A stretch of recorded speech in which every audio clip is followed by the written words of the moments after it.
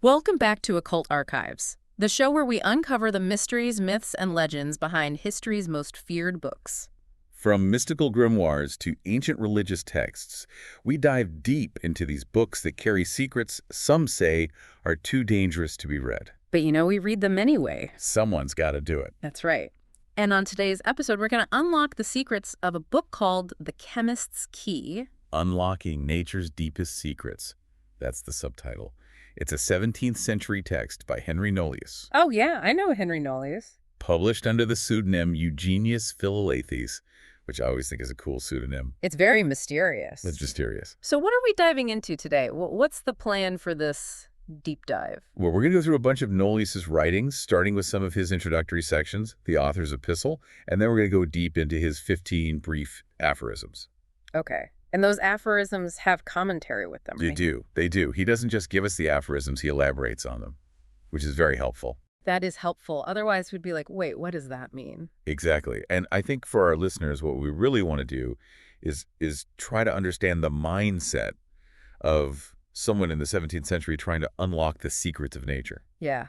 And especially how their process of thinking differed from how we think about science today. Exactly. Okay, cool. So why don't we start with the beginning of the book? Sounds good. This dedicatory epistle to Lord Weigenheimel. Who was he and what's going on there? So Lord Weigenheimel was a scholar, a professor. Yeah. Very learned man, it seems. And he actually sought out Nollius. Oh, wow. Because he had heard of this secret philosophy that Nollius was working with, and so he wanted to know the principles of it. And Nollius decided, You know what? I'll tell you. I'll tell you. This guy seems like he's worthy, he's intelligent, he can handle this knowledge. It sounds like he's a gatekeeper to the secret knowledge. A little bit, yeah. I mean, you get the sense that these alchemists, they didn't just share their secrets with anybody. Right. Only the worthy shall inherit the secrets of alchemy. That's exact. Okay, so what was the big secret? Well, the thing that Nollius really emphasizes right from the start is this idea of a perfect knowledge of corruption and generation. Corruption and generation, those sound kind of contradictory. They do.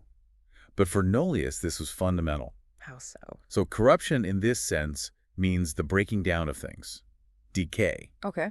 And generation means the coming into being, the birth of something new. I see. And so he's saying that you need to understand both of those processes, how things break down and how they're created in order to truly understand this alchemical art. So it's like a cycle. Things break down, and from that brokenness, something new is generated. That's exactly it. And that's been a recurring theme throughout a lot of different spiritual traditions and philosophies, this idea of death and rebirth. Yeah, you see it everywhere, in nature, in mythology. Exactly. It's this universal principle. So for Nollius, corruption and generation were like the two keys to understanding the secrets of nature. Yeah, they were the foundation of everything. Interesting. Now, I noticed that Nollius seems to make a distinction between true philosophers and what he calls sophisters.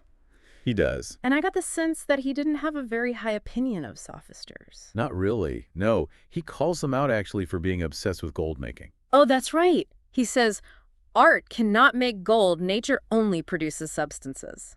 That's one of my favorite quotes in the book. That's a good quote. Because it really highlights the difference between a true alchemist, a true philosopher who's trying to understand nature's processes, and someone who's just in it for the money. Right. So the true alchemist is not trying to magically create gold out of nothing. Right. But rather they're trying to understand how nature creates substances. Exactly. And how to perfect those substances using natural means. So it's more about working with nature rather than trying to dominate it or control it. I think that's a good way to put it. And this reminds me of something we were talking about before the show started about, the difference between knowledge and wisdom. Yeah.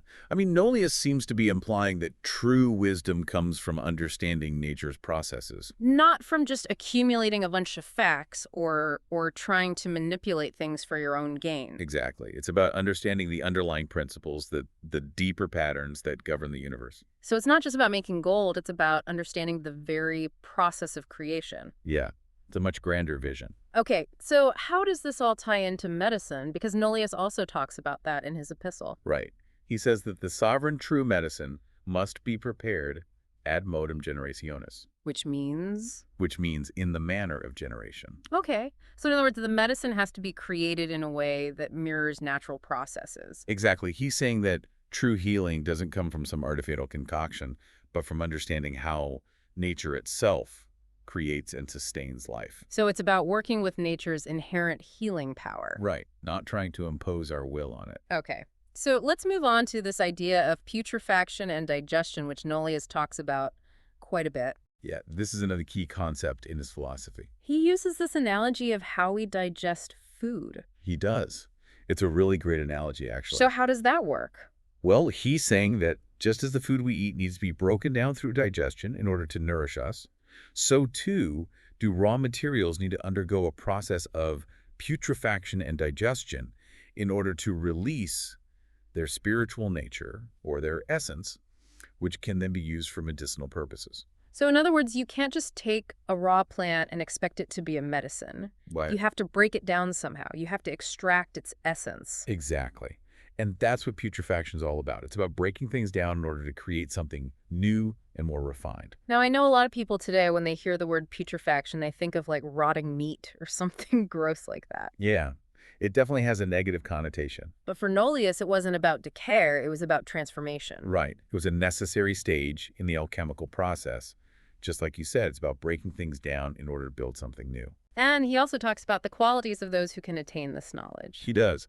And it's interesting because he lists things like piety, charity, liberality, meekness, patience, and diligent observation of nature. So it's not just about being smart, it's about having the right character. Exactly. And he even quotes Aurelius, who says that the greedy cheat is unworthy of this knowledge. But the sage and pious man is worthy. So there's a moral dimension to this. It's not just a purely intellectual pursuit. Yeah, there's a sense that you need to be morally pure in order to truly understand nature's secrets. Because if you're just motivated by greed or selfishness, then you're not going to be able to see the truth. I think that's right. Okay, and then Nollius goes on to criticize physicians who disregard divine science. He does. And by divine science, he means chemistry. So he's basically saying that medicine is incomplete without the insights of alchemy. Exactly. He believes that understanding how to purify and transform metals, for example, offers valuable analogies for understanding how to heal the human body. Because there's a connection between the macrocosm and the microcosm. Right.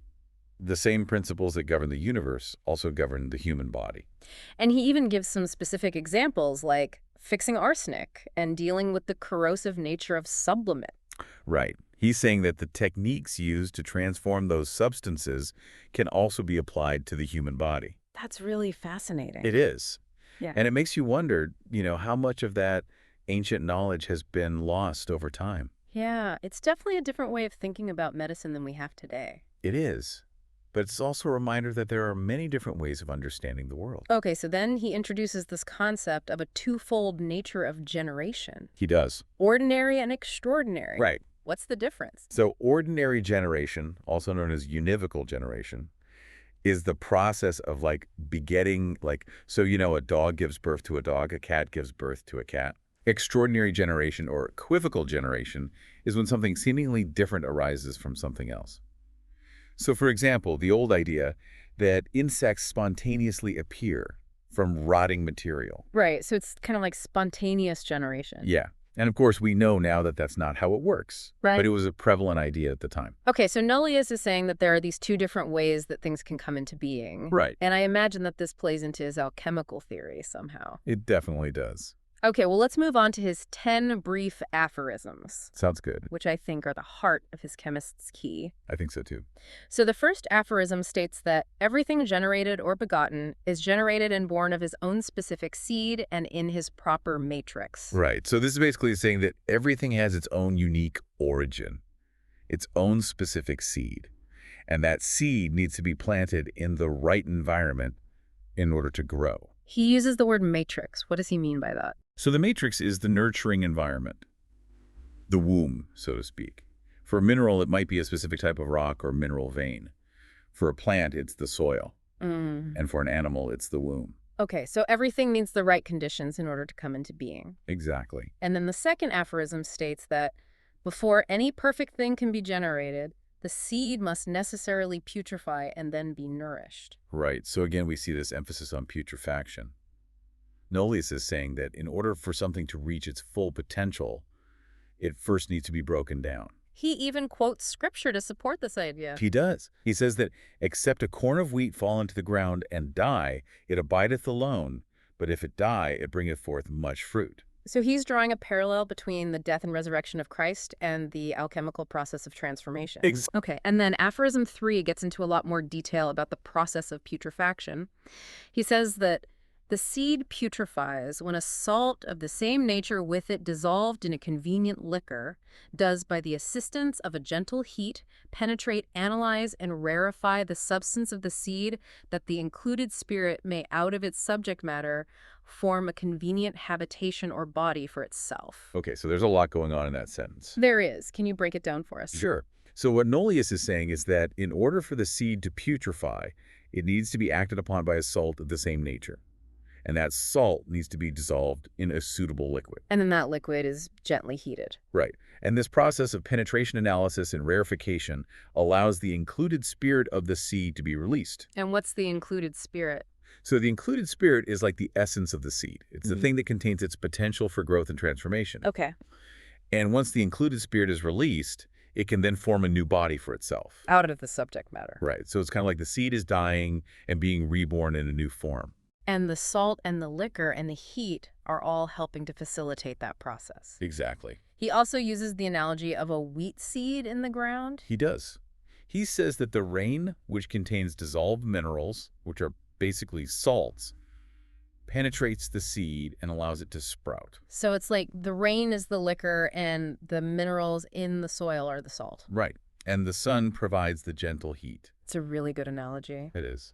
And then aphorism 4 states that the humor or liquor which serves for putrefaction must be proportionable to that body which is to be putrefied. So this is basically saying that you need to use the right amount of liquid. Not too much and not too little. Exactly. And he cautions against a sudden imbibation. Right, which is basically just soaking something in liquid. He says that that can lead to imperfect results. So you need to add the liquid gradually. Right. Aphorism 5 is about the importance of temperature. He says that the heat which promotes this putrefaction must be so mild and temperate that the liquor in which the resolving salt lies may remain still in and about the matter and not be laved or evaporated from it. Right. So again, it's about finding the right balance. You need enough heat to facilitate the process, but not so much heat that the liquid evaporates. And then aphorism 6 emphasizes the need for patience.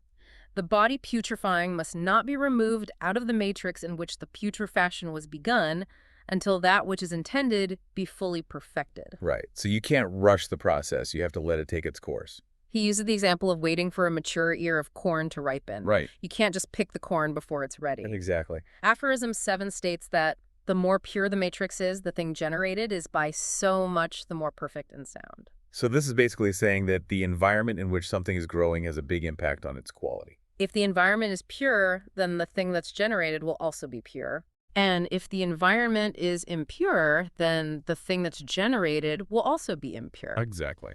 And he mentions that the philosophers tried to purify impure matrices in order to assist nature in producing the most perfect outcomes. Right. So they were very aware of the importance of the environment. Aphorism 8 states that matrix is only convenient and adapted to generation, which permits an easy entrance to the seed. Right. So the seed needs to be able to penetrate the matrix in order to take root. And if the matrix is too hard or impenetrable, then the seed won't be able to grow. Right. He uses the analogy of plowing and harrowing the earth to loosen the soil so that the seed can easily penetrate it. It's a good analogy. It is. Because it shows that sometimes you need to prepare the environment in order for things to grow. Right. You can't just throw a seed on the ground and expect it to sprout.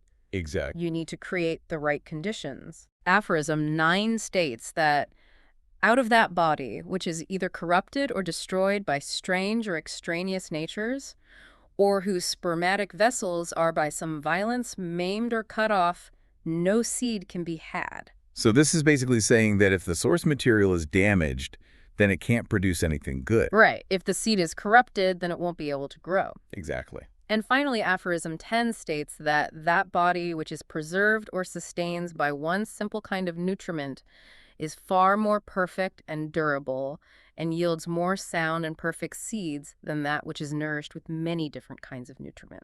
So this is saying that simplicity is better than complexity. If you want something to be strong and healthy, you need to give it a simple diet. Right. And if you give it a complex diet with lots of different ingredients, then it's going to be weaker and less durable. Exactly. And that makes sense because if you think about it, too much variety can actually be harmful. It can lead to imbalance and instability. Yeah. So it's better to stick with the basics. Exactly. Okay, so that's it for the 10 aphorisms. That's right. But there are actually 5 more chapters in the original work that weren't included in this English edition. Right. And the titles of those chapters are really intriguing. They talk about the Fountain of the Wise Men and how it becomes lead and quicksilver. And they also mention gold and silver. But I thought Nollius said that the goal of alchemy wasn't to make gold. Right. But in this context, the gold and silver are symbolic. What do they represent? They represent perfected states of matter. Okay. So the Fountain of the Wise Men is a mysterious substance that's often associated with philosophical mercury. Which is not the same as regular mercury. Right. Philosophical mercury is something else entirely. It's more like a spiritual essence or a primordial substance. And these later chapters seem to be describing how the Fountain and the Wise Men can be transformed into these perfected states of matter. That's right. And the language that Nollius uses is very symbolic and allegorical. It is. He talks about Saturn devouring his children and Jupiter intervening. It's all very mythological. It is. And it suggests that these later chapters are dealing with a more advanced level of alchemy. It's like the magnum opus. Exactly. So what do you think, listeners? What are the key takeaways from our deep dive into the Chemist's Key? Well, I think the biggest takeaway is that for Nollius, alchemy was about understanding the fundamental processes of nature. It was about understanding how things are created and how they're transformed. And it was also about understanding the connection between the macrocosm and the microcosm. Right. And he believed that this knowledge could be used to heal the human body. Exactly. He also emphasized the importance of putrefaction as a necessary stage of transformation. Right. And he talked about the need for a specific and pure matrix in which the alchemical process could take place. Right. And I think it's important to remember that even though Nollius' ideas might seem strange or outdated to us today, he was a product of his time. Right. And his work gives us a fascinating glimpse into how people in the 17th century thought about the world. And it also shows us that the human quest to understand the mysteries of nature is a timeless one. It is. So here's a final thought for you to consider. Okay. If Nollius was right, and the key to mastery is understanding the foundational processes of nature, then what are the modern fountains or fundamental principles that we're striving to understand and utilize today? That's a great question. It makes you think, right? It does. Thanks for joining us on this deep dive into the Chemist's Key. It was my pleasure. Until next time, keep seeking knowledge. And to keep those minds open. And remember, just because something's old doesn't mean it's not worth reading. Exactly. Sometimes the oldest ideas are the most insightful.